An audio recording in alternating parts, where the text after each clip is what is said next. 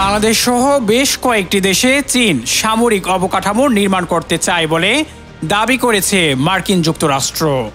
সম্প্রতি দেশটির প্রতিরক্ষা গোয়েন্দা সংস্থা ডিফেন্স ইন্টেলিজেন্স এজেন্সির প্রকাশিত বার্ষিক হুমকি মূল্যায়ন প্রতিবেদনে এ তথ্য জানানো হয়েছে।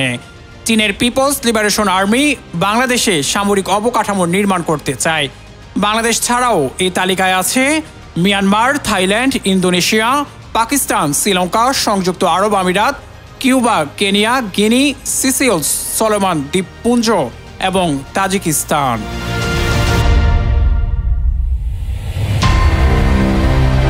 এই প্রতিবেদন বলা হয়েছে চীন তার পিপলস লিবারেশন আর্মির সামরিক ব্যবস্থা এমনভাবে আধুনিকায়ন করেছে যাতে তারা চীনের সীমা ছাড়িয়ে দীর্ঘ সময় ধরে দূরবর্তী অঞ্চলে অভিযান পরিচালনা করতে পারে।